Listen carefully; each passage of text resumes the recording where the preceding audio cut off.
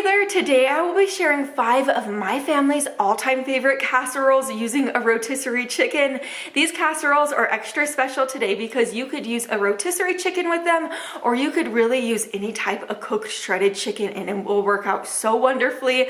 Let's get to my kitchen and let's get started. You're going to love these recipes. Also, all of these casseroles today are dump and go casseroles, so they are ultra easy to throw together. They're my favorites.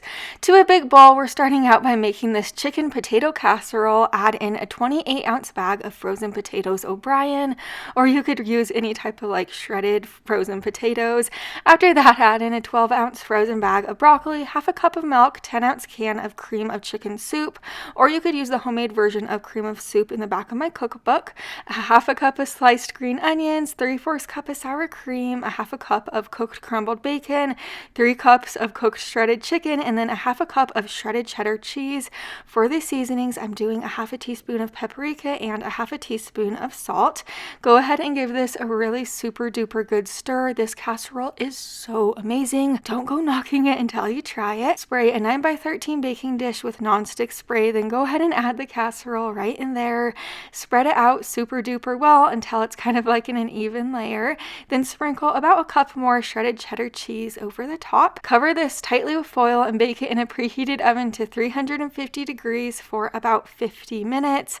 Once it's out of the oven, you're just going to remove the foil. When I removed my foil, there was a little bit of cheese stuck to it, but no worries, the cheese kind of just comes off. Then bake this for an additional 20 minutes. Then you could serve this beautiful casserole up. This casserole really reminds me of my grandma's house. It is just comfort food to the max. It is so delicious. It's full of so much yummy, rich bacon. It has so much protein from the chicken. And then I love how it's an all-in-one casserole. So you have the broccoli in there as well for a veggie. So it is just so good and easy to make. If you are looking for a healthier casserole, this one is definitely for you. This is a healthy chicken casserole. To a pan on the stove, add in a tablespoon of olive oil. Once your oil's hot, add in a 12-ounce frozen bag of spinach. Next, add in a diced yellow onion, followed by an 8-ounce container of sliced white mushrooms. Or you could use any mushrooms or really any vegetables you'd like for this casserole. There are so many different veggies you could use, like zucchini, you could use bell peppers, you could do anything you'd like. But just let the veggies cook for about 10 minutes. Then add in your seasonings. For the seasonings, I'm just using a half a teaspoon of paprika, half a teaspoon of onion powder, and a half a teaspoon of garlic powder. I also added in a dash of salt and pepper. I just didn't show me adding it in. Just give it a good stir. Now over to a smaller baking dish that I did grease. Add that veggie mixture right in there, spread it out, and then over the top of the veggie layer, you are going to add about 3 cups of cooked shredded chicken. Just add the chicken over the top, then sprinkle 1 cup of shredded mozzarella cheese over the chicken. Bake this in a preheated oven to 350 degrees for about 30 minutes. Once it's out of the oven, you could serve this up. And like I said before, if you're looking for a healthier chicken casserole, this one is definitely for you. If you're not a cheese fan, of course, you don't have to add the cheese over the top, but if you know me or you've seen my other videos, you know that I just love cheese. We also served this with steamed white rice on the side. This is very flavorsome and very delicious and healthy. Now we are making these honey lime chicken enchiladas, and you need to try these at least once. I'm cooking up my chicken for this recipe in my Instant Pot. I had a bunch of chicken just frozen in my freezer that was about to get super freezer burnt. So this is a great way to cook up chicken. You could cook up chicken for any of these recipes today in your Instant Pot. You could boil it on your stove. You could use a rotisserie chicken. You could use canned chicken. Really any chicken would work. But for my Instant Pot chicken, I just added a cup of water. Then for the seasonings, I used pepper, oregano, garlic powder, and onion powder with a dash of salt. I'm just going to cook this on high pressure for about 25 minutes. I had quite a bit of chicken in there, and my chicken was like frozen solid, so 25 minutes just works super well when you have a bunch of frozen chicken. Once my chicken was cooked, I just removed the little trivet in my Instant Pot. Now I'm shredding up the chicken just in the broth from the chicken cooking. I'm using my electric hand mixer. If you've never shredded your chicken like that, that in the Instant Pot, you need to. It is great, and this much chicken makes for about 2 to 3 meals. So this is a great affordable way to make a bunch of chicken. I know rotisserie chickens could be expensive sometimes, so this is a great way and probably my favorite way to make cooked shredded chicken. But to my bowl, I added in about 4 cups of my chicken, then a tablespoon of chili powder, next 6 tablespoons of honey. I promise this is going to turn out so good. I know the honey might seem odd, but it is so good. After I added the honey in there, I added lime juice, then a half a teaspoon of garlic powder, and a half a cup of shredded cheddar cheese. I could just eat this mixture out of the bowl. It really is that delicious. Give it a stir. Now set it to the side. To a large baking dish, add in a half a cup of green chili enchilada sauce. Now fill your tortillas with that chicken mixture and place your tortillas seam side down in your baking dish just like this. When making enchiladas with flour tortillas, the tortillas tend to be a little soggy in the end and not super appetizing. So to prevent that from happening, I'm baking the enchiladas in the oven without the sauce on 350 degrees for about 15 minutes first. This will help them hold their structure. Now I'm getting started on the sauce for the top. So I added the remaining green chili enchilada sauce can into the same bowl I just prepared the chicken in, and then I added a cup of heavy cream. You have to trust me. Whisk it together well, and then once the enchiladas were out of the oven, I'm just going to pour the sauce over the top, and then this is going to bake for an additional 20 minutes in the end.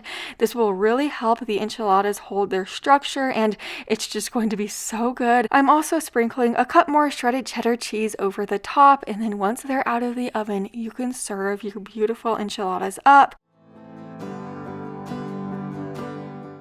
Here's my plate of food. We topped our enchiladas with diced onion, avocado, and a side of refried beans. Don't let the lime honey mixture in these enchiladas scare you.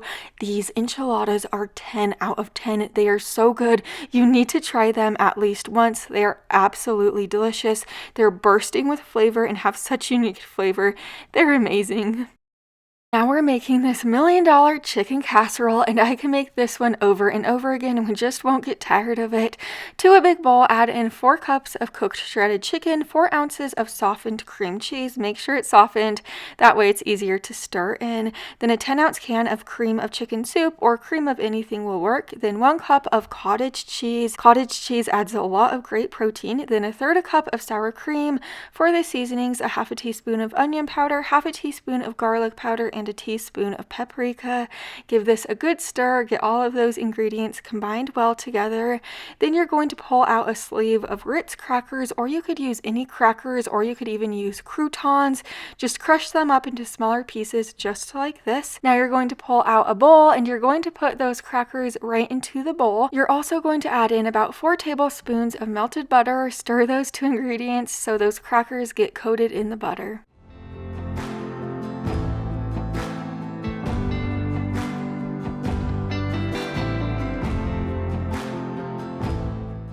Pull out a casserole dish and spray it with nonstick spray. Add the casserole right into your baking dish. Then you're going to sprinkle the Ritz cracker mixture over the top. Make sure you sprinkle it evenly over the top. Then you're going to bake it in a preheated oven to 350 degrees for about 35 minutes or until the casserole is beautifully bubbling. And then those crackers over the top are a beautiful golden brown color. Then you could serve it up. This casserole is so warm, cozy, and comforting. It is perfect for those cold days. I served it alongside a side of green beans. This casserole is absolutely phenomenal. My little ones can eat bowls and bowls of it. This is one of their favorite casseroles just because it really is so comforting and good. Now we are making this loaded casserole, so to a big bowl, add in 1 diced red bell pepper, then add in a half a cup of cooked crumbled bacon. After that, add in half a cup of shredded cheddar cheese, or you could use any cheese you like or leave the cheese out. Then add in 3 ounces of cream cheese softened, and then a diced yellow onion, tablespoon of minced garlic, then a half a cup of sour cream.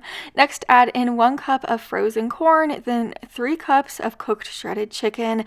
After you you add that chicken in there, add in your seasonings. For the seasonings, it's a half a teaspoon of pepper, salt, onion powder, garlic powder, and paprika. I do want to let you know, for this casserole, since it is so loaded, you could take ingredients out.